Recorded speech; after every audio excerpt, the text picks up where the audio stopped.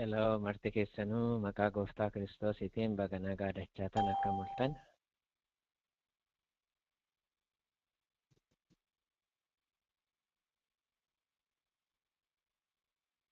Baga nagaa dhuftan sagantaa keenya jalqabnee jennaa warroonni seentanii jettan sagantaa jalqabnee jennaa namni hadhanuma sakkitanii jetta itti fufaa waan isin haa eebbisu.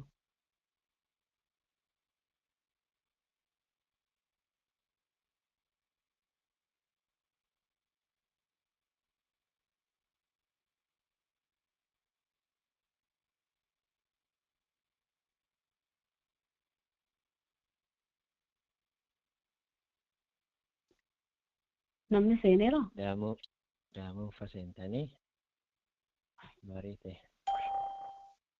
An seeneera, namni seeneera. Kanaaf simoo kaaraallee jiru. Seenaatuma jiranii namni tokko jallu qabsiisaati irrumas seena namni.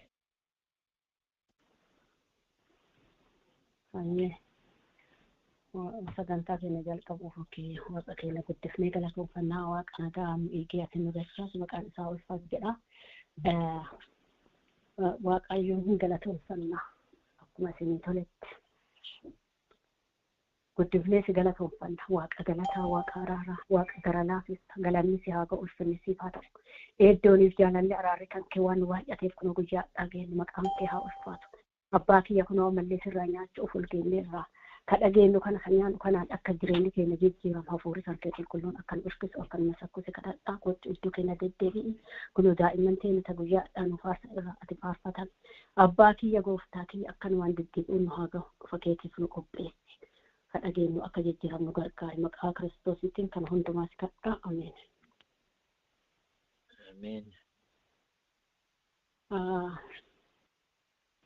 Okay.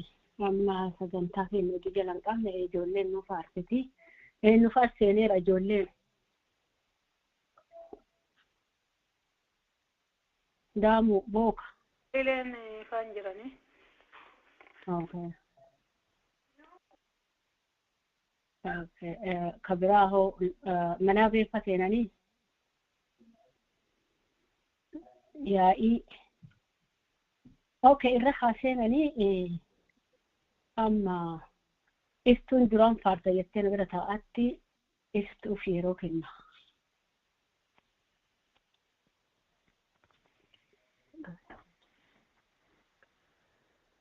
Kashin uduu kashin kagamuuti garan fayyumsa silaa hin arganu ture ilmaaniyeessa gooftaan toluma nu kenne mootummaa isa.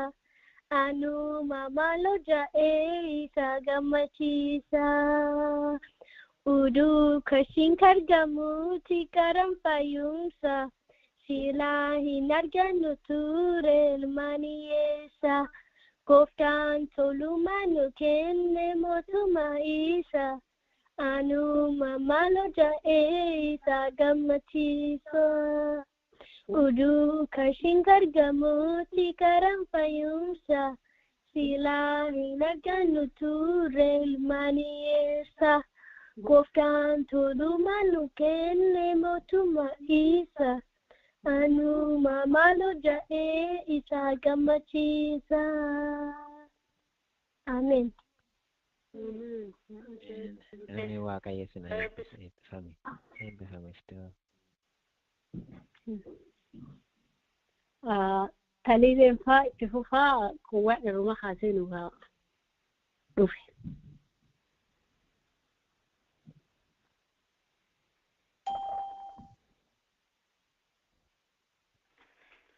Waaqa Israa'eli Shaddai Waaqa Israa'eli Waaquma keetinati waamami adisami ati waaqeffatami waaqeffatame horicha Yihuudaa adisami sagada ulfenna kumataan maruusi faarfata ijiti fayyumsa fayyadataa baadhi namaa himame kiitamnisu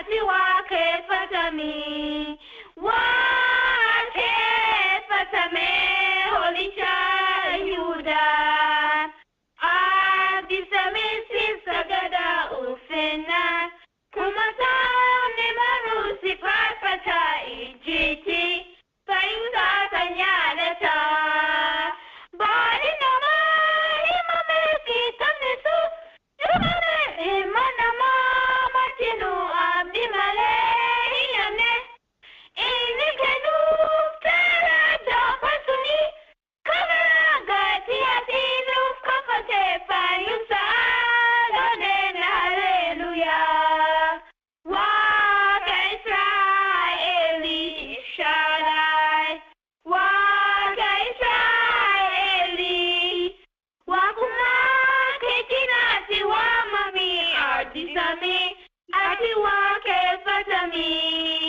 waaqeffatame holicha Yihuudaa addisamitti sagada ulfinnaan kumataan maruusi faarfataa ijjiitti fayyusaa kan yaadata baadhi namaa himamee fi tamnisu cufamee hima namaa martinu abdi malee hiyyamne inni kennuuf taara daafa suni kabaraa gaatii atiinuuf kakatee fayyusaa gaheen haleluyaa Amen.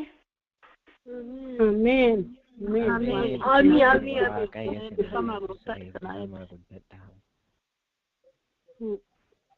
Daamu seentanii? Okay. Kennaan dureessaan fahoo?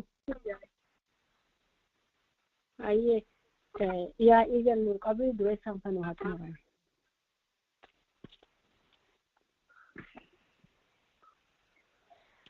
Akabaranohi udunyane uno Akabaranohi udugurgurafonu Debi wakanura gaye taesiti Namakiganenu oftar amanti Debi wakanura gaye tasati Namakiga enu gofta amanti Akabaranohi udunyane uno Akabaranohi udugurgurafonu Debi wakanura gaye tasati Namakiga enu gofta amanti Debi wakanura gaye tasati Damagaya enu gofta amanti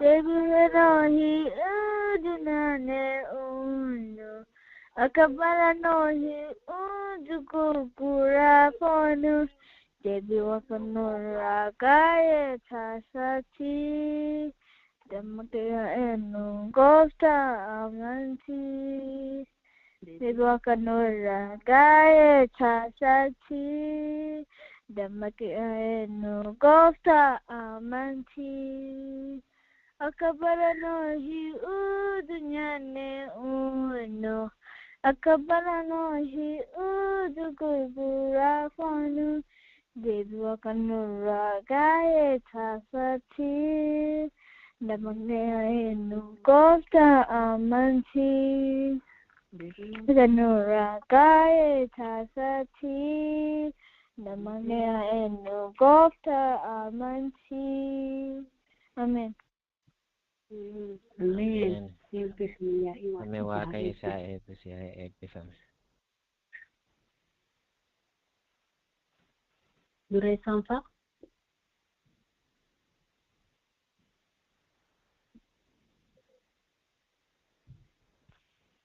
Hin jiranii dureessaan fa'a?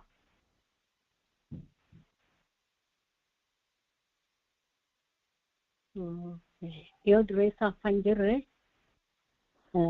gara sagantaatti aanuu dhufna. Dhugumaan waaqa keenya guddifnee galatoonfannaa waan baay'ee nu godheera. Lakkoofni fixuu hin dandeenyu daa'immantiin haala akkanaatiin torbaaniin dhiyaata. Sagalee akkanaa kana kan nuuf faarsan maqaan Waaqaa ulfaatu. Haga dhuma ardii kanaa haga dhufa isaa akka isaan dhaabataa isaan jiraatan dhugamaanuu gara Waaqa keenya jechuu qabna. Isa erkachuu qabna, isa amanachuu qabna. Waaqa kana nu godhi maqaan isaa haa ulfaatu dachaa. Warroota onlaayinii irratti mana kadhaa kana nu ijaaree kana qindeessellee Waaqayyo karaa addaatis ina eebbisu. Eebbifamaa kun waan salphaa miti. Amma yeroo sagalee Waaqaatti dhageenyu buleessa keenyaaf Sisay hafuura qulqulluuf yeroo kana gadhiisa.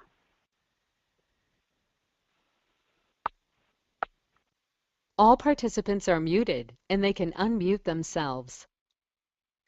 Amen. Waaqayyo sille haa eebbisu. Obboleettii teennaa bariite kanuma sakkaa jirtu. Daa'imman teennas ammoo isa kanaan qindooftanii kan nu faarsaa turtan. Durummaa Waaqayyoo kanuma caalaa isiniif haa baadhatu eebbifamaa jechuu jaaladhee jedha. Asitti ansee warroonni fagoo dhiyoo yeroo kana nu waliin dabarsuuf hinnaa keessan fudhattanii galgala kana asirratti argamtan hundumtuu Waaqayyo isin haa eebbisu baga nagaa nu dhuftanii. Kitaabni qo'ataa jirru Adventist to Home chaaptarii 77 irra jirra. Mata dureen isaa torbaan darbe jalqabnee dhaabnee jennee mata duree sanitti dachaanee itti fufnee jennaa. Innillee ka jedhu maal innini Christmas mata duree jedhu jalatti qo'ataarra. Mata dureen kun baay'isee mata duree barbaachisaa ta'e namoonni yeroo baay'ee gaafiin guuttaman akkasumas ammoo seexannillee karaa addaatiin harka karaa jalaatiin namoota baay'ee uummata dhugaa beekuttiin jilbeeffachiise waan ta'eef mata dureen kun baay'isee barbaachisummaa isaa waan hubadheef isa kanarratti yeroo kenna fudhannee gara gaggalchinee akka laalluu fi kadhannaa kiyya. Hafuurri Waaqayyo ammoo akka nuuf ibsee jedhuu fi Waaqayyoon kadhannee jenna duraan dursinee. Guddifnee si galateeffannaa gooftaa mana samaayee abbaa jiraataa saafaa tanallee kunoo ati jireenya nuu kenninaan uummanni kan kee bifa kanaan deebi'anii wal ga'anii akka si fakkaannuuf akka sirraa hubannuuf yaa gooftaa mana samaayee hafuura kan kee qulqulluu jidduu keenyatti nuu buuse. Hafuura dharaa, hafuura abaarsaa, oduu dhageenyu akka hin dhageenye gurra keenya kan oduuchi nurraa fageesse barsiisaa keenya ta'eetee ijatee biyya lafaatti dhumaattu kana hundumaa akka nu ibsituuf si kadhadha maqaa gooftaa Yesuus Kiristoositiin ameen. Ameen. Warroota torbaan darbe turtanii jettaniif mata duree kana jalatti waan baay'ee ilaallee innaa gabaabduu keessatti ammallee hin ariifadhu. Of duubatti garagalee harka tokko ofiif fiduu barbaadee jedha of fiduu barbaadee jedha dhiifama. Na waliin akka turtanii jettaniif isin gaafadha. Warroonni torbaan darbe waliin barataa turre jechi Christmas jedhu namoonni biyya lafaa guyyaa gooftaa Yesuus Kiristoos dhalate jedhanii gowwumma'anii faanaa yoo bu'anis guyyaan kun ammoo guyyaa dhaloota gooftaa Yesuus Kiristoosii akka hin taane kitaabni qulqulluunis ta'e hafuurri raagaas waan baay'ee nu barsiisee jedha. Paragraafii tokko ol deebi'ee gadi fiduu barbaada barumsa keenya kaadhaa. Waaqayyo guyyaa kana hin dhossee guyyaa gooftaa Yesuus Kiristoos dhalate hin dhosse ilmi namaa akka beeku hin barbaannee jedha. Waaqayyo wantoota inni kitaaba keessatti icitiin kaayetu jira. Innaa maraa Zedaagim 29 ulee kenna ta'uu qaba furdoo kenna kaamantee. Zedaagim 29 irratti innaa dubbiftanii wanti ifee nuuf kenname nuuf ijoollee kennaa fi dhossaa wanni ta'e ammoo ka Waaqayyooti malee kennaa miti jedha. Kanaafuu isa waan nutti hin dubbanne akka waan argineef akka waan hubanneetitti wanta tokko gochuun waaqaan wal dhabu yookiin diinummaa waaqaan nu godhee jedha. Isa kanallee dagachuun irra hin jiru obboleeyyan kiyya. Isa kana keessatti garbittiin Waaqayyoo torbaan darbe hennaa nu barsiiftu fuula 477 paragraafii lammaffaa paragraafii lammaffaa keessatti Waaqayyo gaafa Museen du'e harka ofiitiin qabee awwaalee ijoollee Israa'el jalaa awwaala isaa dhossee jette. Wantin isa kana godhee fi qajeeltuma dubbisee jedha. Wantin kana godhee jedheef God buried him and God resurrected him and took him to heaven. Waaqayyo hin awwaale Musee awwaala isaa ijoolleen Israa'el argine hin kaasee gara mana samaayii fudhatee jette. This secrecy dhossaa kana wanti godheef awwaala Musee wanti itti mul'ifne was to prevent adultery.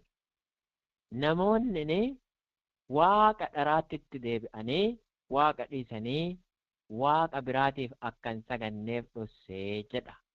Minaal baata bakkeen kun warroon isinii ibne waaqa biraa kadharaatiif sagadoodu hin taane awwaala Musee akka waaqeffannaa godhanii akka hin saganneef Waaqayyo awwaala Musee dhossee jedha.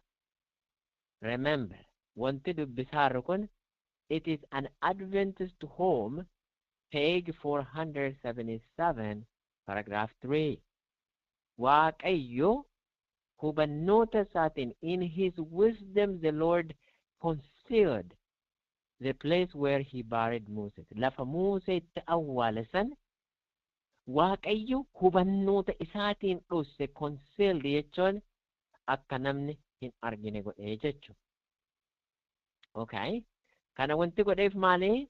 Namoonni awwaala Musee waaqeffannaa godhanii akka ittiin saganneef jalaa dhossee erga kaaseenillee gara mana samaayii fudhatee jedha Musee.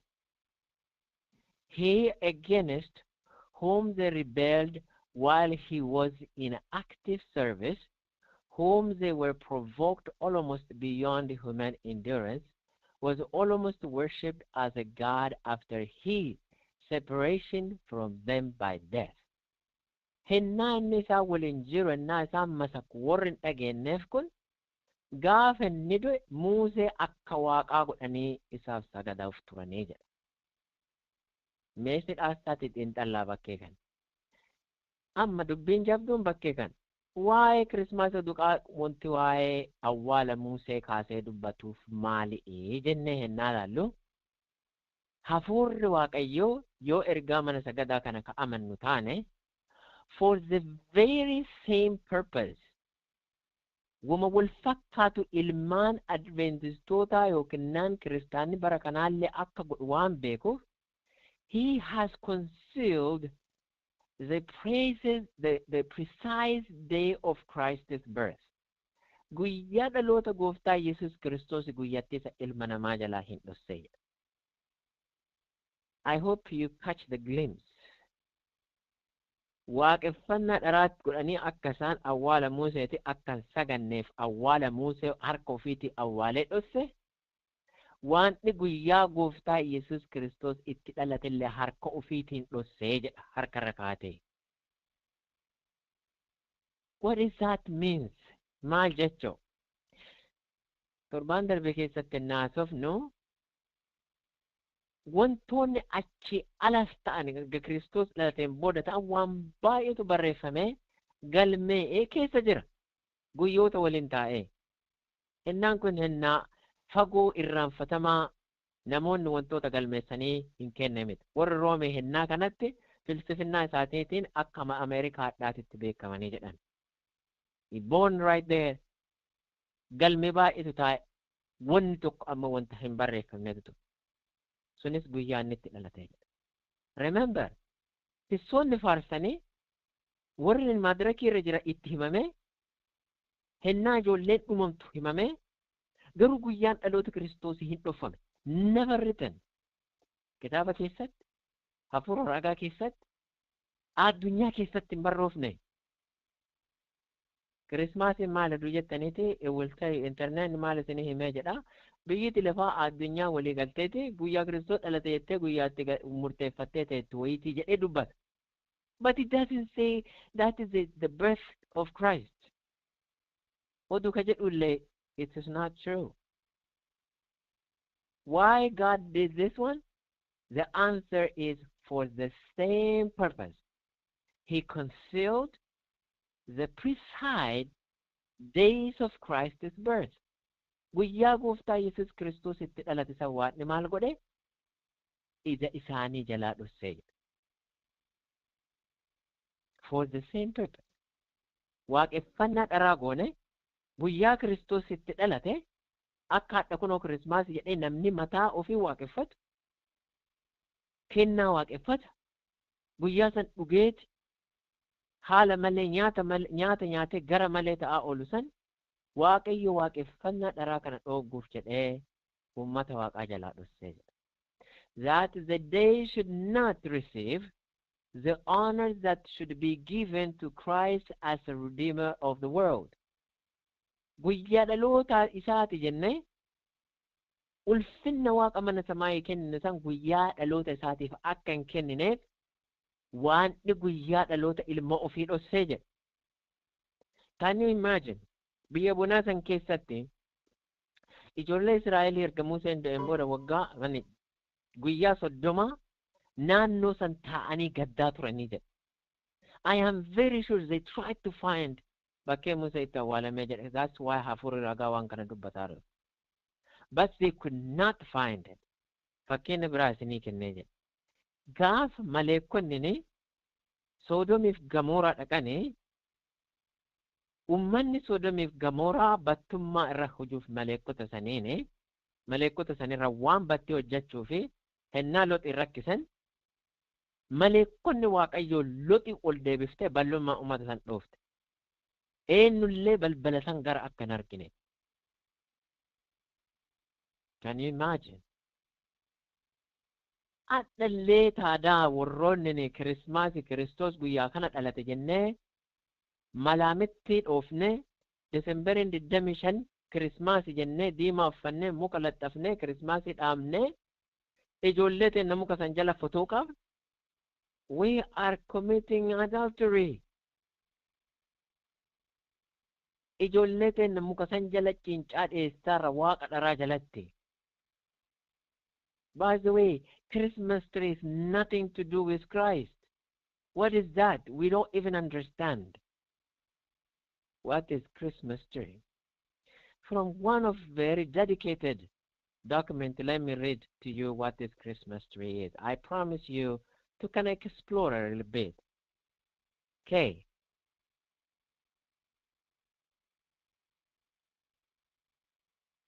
Akkana jedha. When Nimrod was destroyed, mootummaan Nimrodee yookiin naannoo mootiin Nimrod ennaa ajjeefame, he was symbolized as the tree that was cut off. Akka waan muka murameetitti lakkaayame yookiin laallame namoota bara saniitiin. To this day, his rebirth is celebrated as a new branch or a Christmas tree. Guyyaan isaa sun lakkaa'amee hennaa dhufu dhaloonni Nimroodee akka haarawaatitti namoonni mukarraa haafa kutanii akka haafa haarawaatitti Christmas tree ka jennu isaan jechuun. Isa san waaqeffatanii jira. There is no other holiday that the people put the plant in place and they decorate. Only one holiday, that is Christmas. That is pours from the sowing of a stump through the life-giving power of the serpent. Hunna ka kennuu danda'u Waaqa bofaa. Jechuun tanaan dura bofa waaqeffatan ture. Marti kennaa Itoophiyaa irraa dhufne warroonni laayina kanarra jiru. Probably namni biyya biraa irraa osoo jiraate hin beeku malee. Namoonni seexana gabbaran. Bofti dhufee dhadhaa isaan goda kaan nyaata irraa. Kanaan dura baay'ee dhageettaniittan baay'een keessan. Ginnoon kutee gadi bu'ee bofti bofa gabbara namoonni kenna dur. It's not something new we're talking about today. It is connected. Seexanni baay'isee qaroo waan ta'eef waan kiristaana hin taane kiristaana fakkeessee mana sagadaa keessatti akka hojjetamee jedhu godhee jedhaan.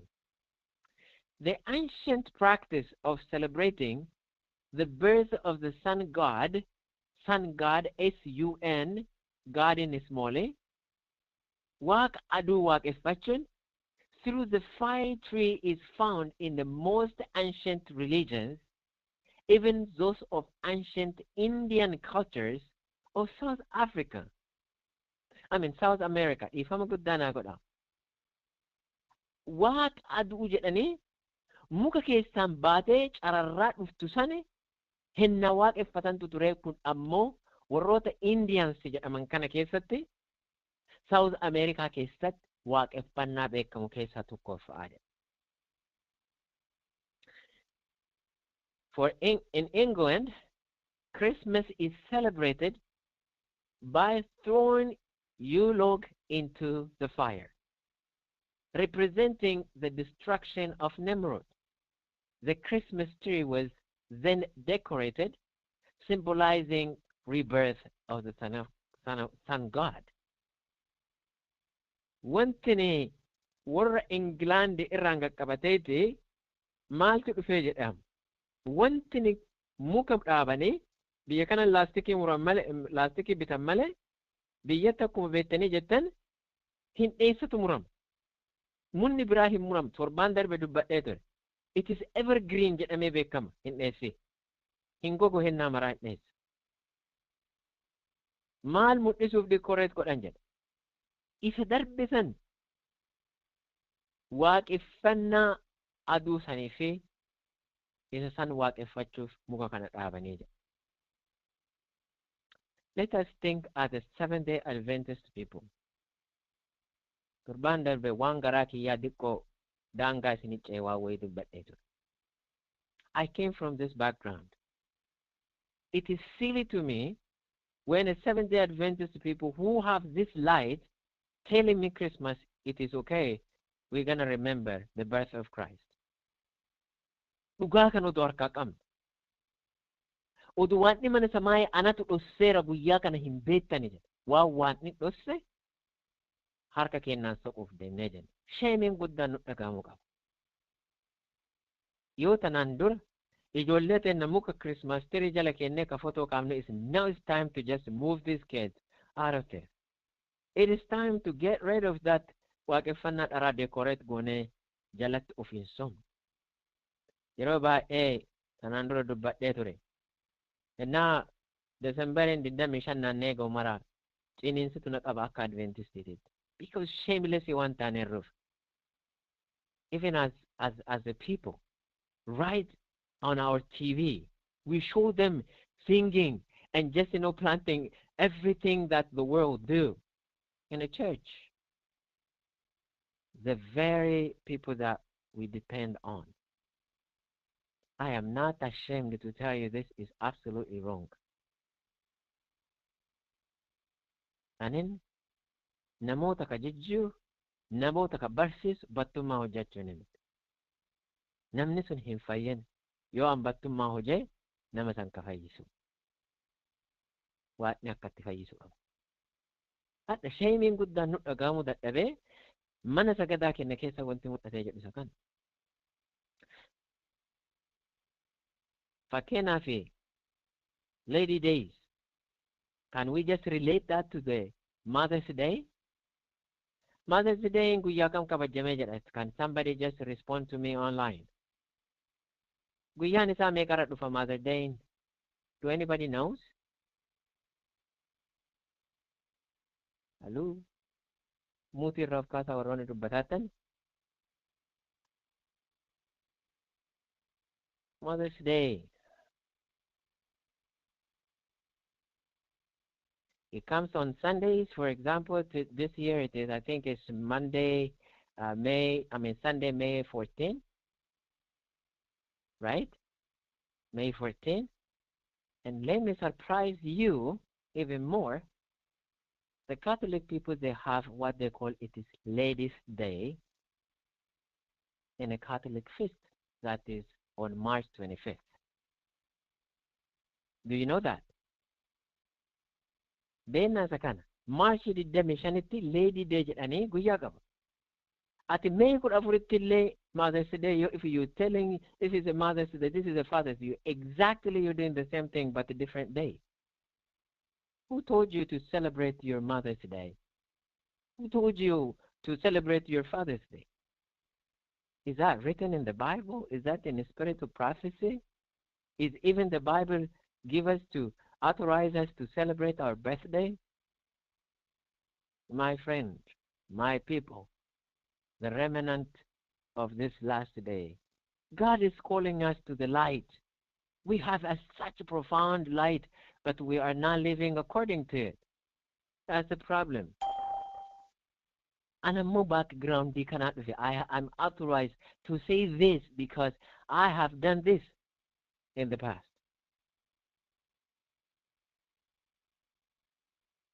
Yo waaqeffannaa dharaa ofii kennaa mana keenya finne, we are responsible badii ijoollee kennaatiif. If you have a Christmas tree, you have to have those animals sacrificed. You do. You have to have Santa Claus because those all connected. It's not something just you separate and you say, kung natulak, so natin toluan jet to meet. So my friend, let me go back to what the spirit of prophecy is saying about this. He has concealed precise day of Christ's birth, that the day should not receive the honor that should be given to Christ as a redeemer of the world. Isa waaqa dhugaataniif kennamu ilmi namaa guyyaa sanitti akka gara hamaan taane, guyyaan kun dhaloota Kiristoositti jedhee akka hamatti akka hin taane Waaqayyo harkarra kaa'ee dhossee jedha. Harkarra kaa'ee dhossee. One to be received, to be trusted, to be relied on, as he could save to the uttermost all who come unto him. Isa nu fayyisuu danda'u, jireenya nu kennuu danda'u dhiisee ilmi namaa guyyaa kana Kiristoos dhalate jedhanii guyyaa sana akka hin kabajjineef dhossee jedha Waaqni mana Samaayii. I hope you take this really serious attention to this. If God hide because he knows that this is not good for his people, why do we have to say this is when Jesus born and we have to hustle, my friend? Just a layman question. Ega waanin sitti nimne, ega waatni si jalaa dhosse, ega hammena sitti fidaa si dhosse, wanti akka ummataatitti nutine guyyaa Kirismaasii kabajjinuuf maali? Isn't it easy? Those soul adoration should be given to Jesus as the Son of the infinite God. Guyyaan nu lakkoofne, guyyaan ko akkasi jennee ulfina kennine, I will tell you that. Innaa dukkana keessa jiru lalaale, I have done a lot. Guyyaan kun guyyaa addaati. Guyyaan kun guyyaa waan qabdu jisitee, waan qabdu qaltee, waan qabdu everything you do.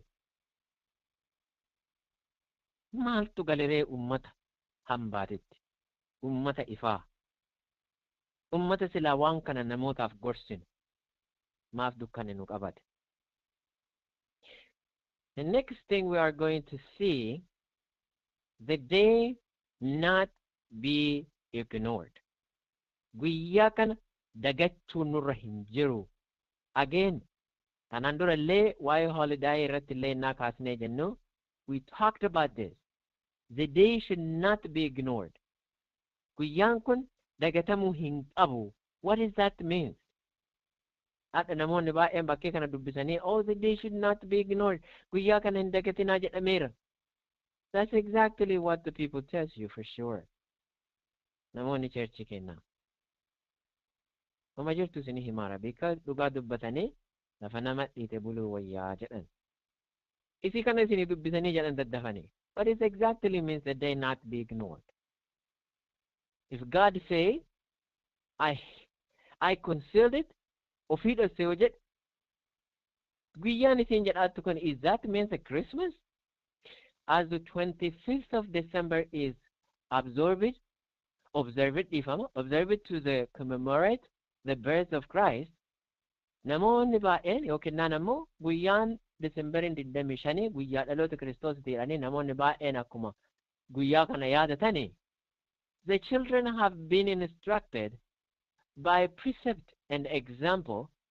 This was indeed a day of gladness and rejoicing. You will find it difficult matter to pass over this period without giving it some attention.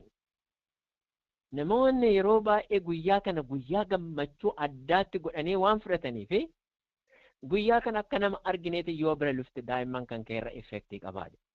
Kana jechuun Kirismaas tirii dhaabne guyyaan kun guyyaa Kiristoositti dhalate jenne Kirismaas soongii faarsinaa miti.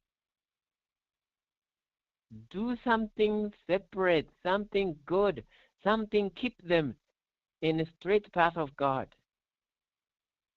It cannot be made to serve a very good purpose.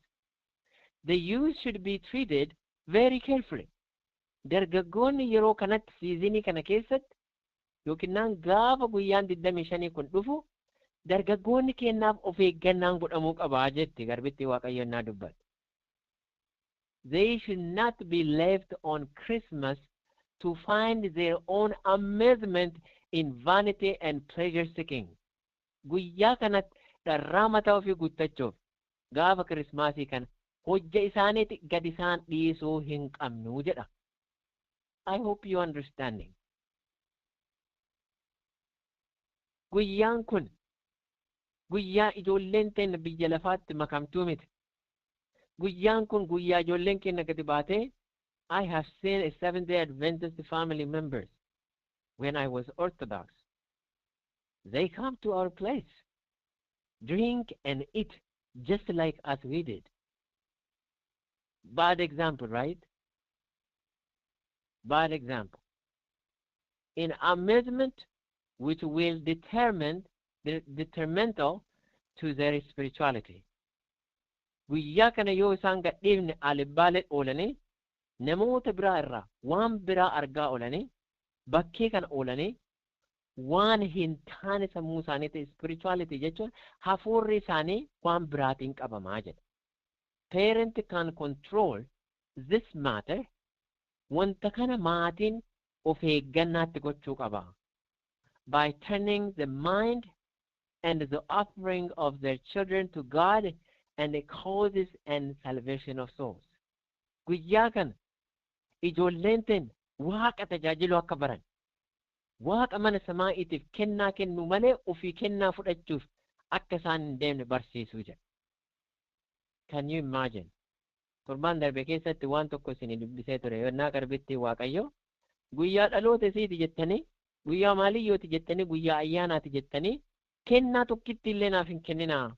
Yoo naa kennitan ammoo make sure anin kennaa kana hin fudhadhu mana Waaqaatiif dabarsee kenna malee natti hin gaddinaa hin naasiin jettu argitanii jettan.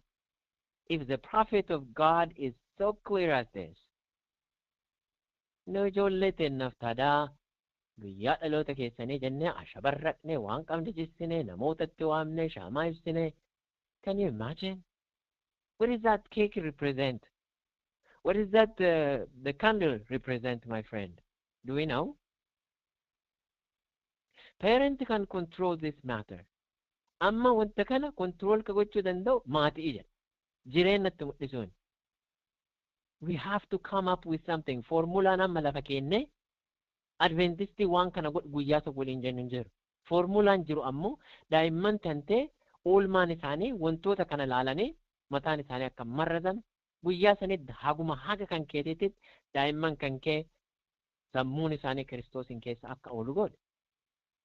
The desire for amazement instead of being quenched and arbitrarily ruled down should be controlled and directed by painstaking effort upon the part of the parents.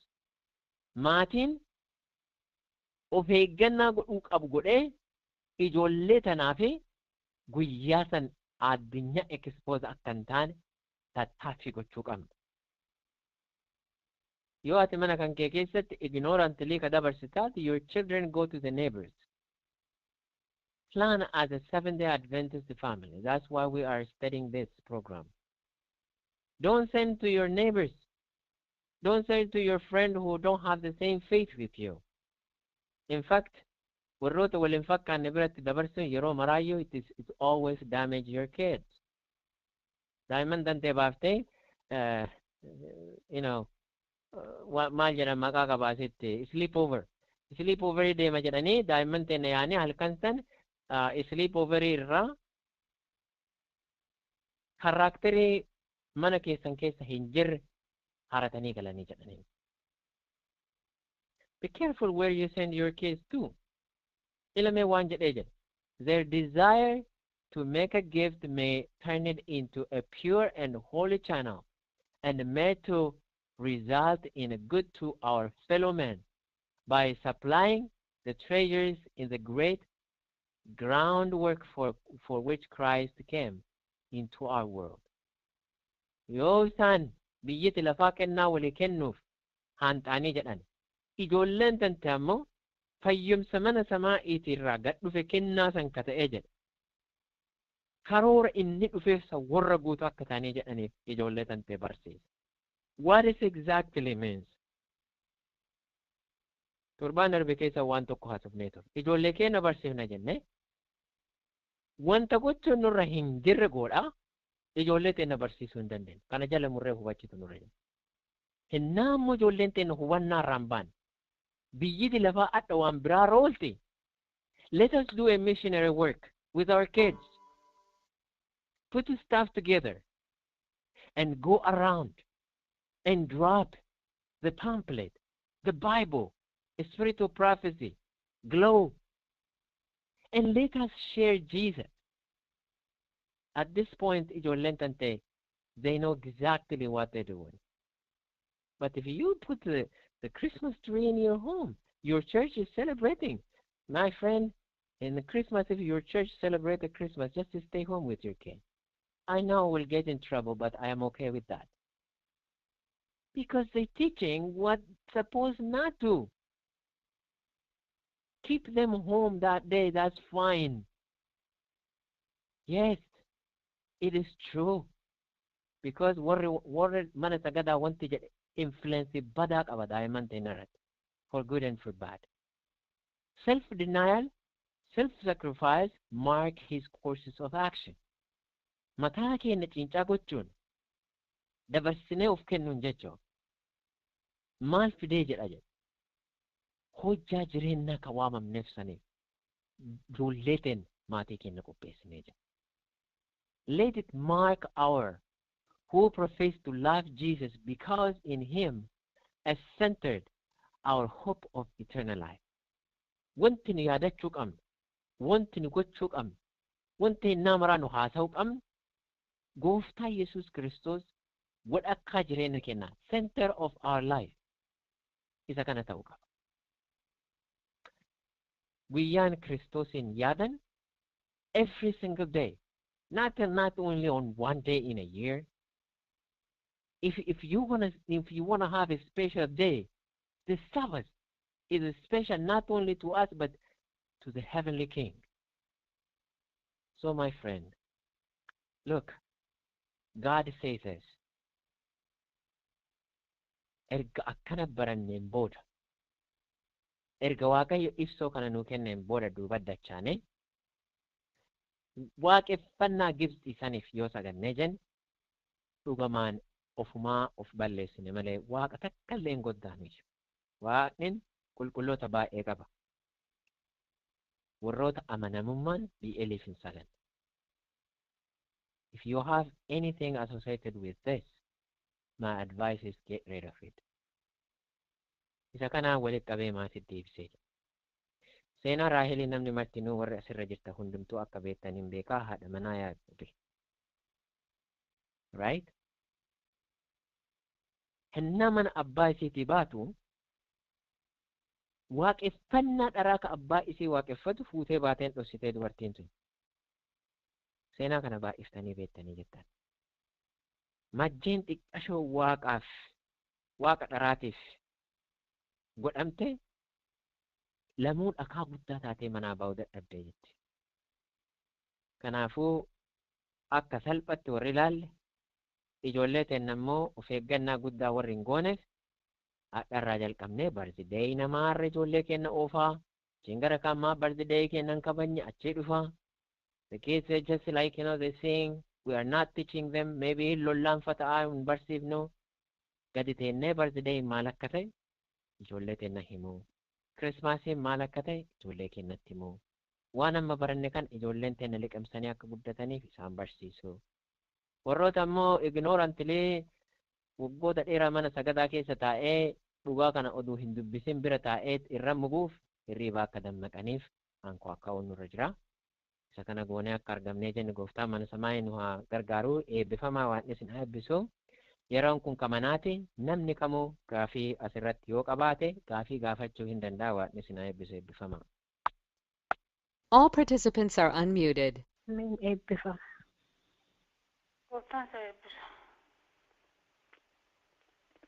Ameen. Waaqayyo nu maraa nu haa eebbisu. Mana keessaa gaafiin yoo jiraate himnaan keessanii. Dabalanni yoo jiraates dabalata achirraa gaafii.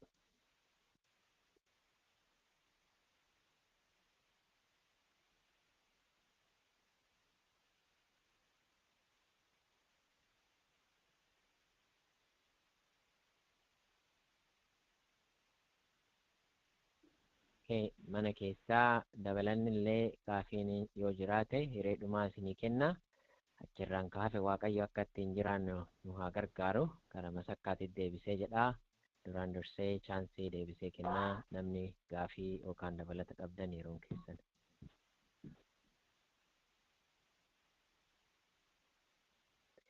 Waaqayyo isin haa eebbisu.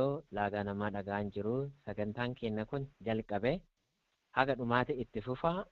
Because we are just started, but it's more to study in this book, chapter kana keessatti.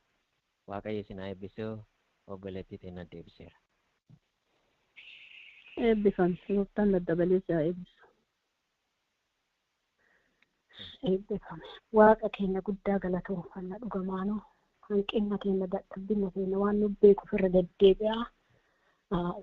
Jecha akkanaa torbaaniin hanqina keenya waan nu qabnu hundumaa nu dubbataara.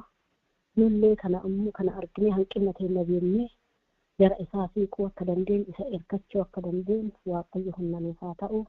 Obboleessa keenya karaa addaatiin torbaan oduu nuffifan sagalee akkanaa kan nu barsiisaa waaqni manaa kee maatii kee waliin haga dhuma ardii sanaa isaa akka dhaabattee isaa hojjettu si haa gargaaru jenna.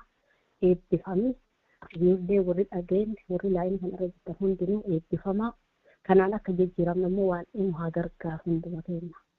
Waan eebba fi nu haa buusu hafuurri qulqulluun jireenya keenya keessa seenee nu haa jijjiiru.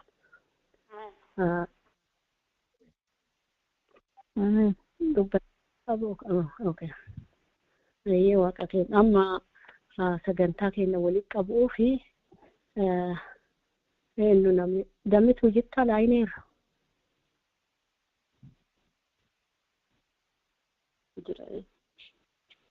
Ameen nu galatoomfadhu.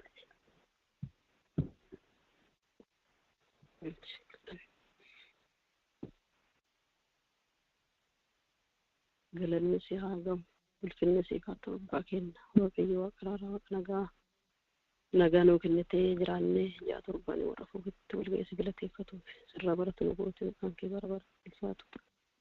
Abbaa keenya kunooti hanqinni keenya wallaalli keenya baay'ee wallaalaaf dogoggora keenyaan nu gannee wantoota nu hin beekne wantoota nu dhageenye ka gaarii seenee waan bareeda seenee hammeen hojjetaa ture gooftaa ifaan kan nu barsiifte hiree jireenyaa nuu kennite jiraannaan dogoggora irraa gara ifaa nu baaftee abbaa keenya maatuu goote maraan guddisnee si galateeffanna si ulfeeffanna. Abbaa keenya sirraa barsaa sirraa dhagayaa akkuma barbaanne deemuun fayyumsaaf nu geessu dubbii kee waan akka dhageenye akka barannee jiraannee gara hojiitti hinnee amantiin dhaabannee fakkeenya gaarii addunyaa kana akka argamu gooftaa keenya nu gargaari. Cubbuu balleessaa keenya nu dhiisi guyyaa kana nagaan oolchi kunoo gooftaa keenya haala nu mijeessitee bara hammaataa fi ulfaataa kana keessatti karaa nu goote qilleensarra mana nu ijaarte jeerchi addaa nu goote kunoo obboleessa keenya bifa kanaan yeroo kamiyyuu dhiyaataa dubbii kee jireenyaan barsiisu waan hagadhumaa isaaf mana isaallee eebbise nuuni namoonni muraasni asirratti dhageeffannullee waan fakkeenya gaarii namaa taanee uummanni kee badhaan waaqayyo dubbii keessa jireenya kan oduu baratee harca'iitiif haphina kana keessaa baanee gooftaa keenya siin jiraannee hirkannee siin jiraannee mootummaa keetiif qophoofnu gargaari waan dhana baay'inni nama fayyisu waaqa dhumaa jabaateetu fayya jetteerta abbaa keenya bara dheeraa si faana deemaa turree hadda harcaanee qaceeggallee waan laalluu gara gurru dhabnee akka sirraan gorre si faana akka buusitti akka harkifnu akka qaban qabaa keenyatti nu jabeessi waan hagammaa nu gooteef galata ammaachillee kaayyoo karoora keenya maraate keessatti argamu lubbuu keenya nu'is wanti martinuu akka lubeenuu itti fedha keetii haa ta'u bara hamaaf hennaa ulfaataa hennaa cinqii hennaa dukkanaa baraa nu ceesistee kunoo ammallee ifaan nu baaste yaa abbaa kiyya rakkinni kana caalullee deebi'ee dhufuu danda'a kana maraa keessatti yoo isin jiraanne homaayyuu miti amantiin eda'e qulqulluu hafuura keetiin nu buusni jajjabeessi wanta gatii hin qabneef keessi keenya akka hin dadhabne dubbii keessa jireenyaa hidhannoo mootummaa samiitti nu qopheessu akka hidhannu daa'imman amma nuuf harsan kanneenillee isaan eebbisi guddatanii haga dhumaa mana kan kee keessa akka jiraatan isaan eebbisi maatii isaan kunuunsaaranillee isaan eebbisi marumaa dammaqsi gara addaatiin biyya keenya rakkinna beela daara waraana gara garaa keessa jiran gooftaa fedha kee yoo ta'e nagaa kan keessaanii kenni nuufillee hiree nuu kenni guyyaa dhallee nagaan oolchi jiraannee galgalallee galatu gammachuu nuuf ofiisiddachaanii akkas galateeffannu hiree nuu kenni oolmaan oolte maraaf ulfaadhu hundinuu akka nufee namatti ka fedha keetii haa ta'u yeeffadha maqaa gooftaa kiristoositiin Ameen. Ameen. Eebbifan gooftaan isaa eebbisu.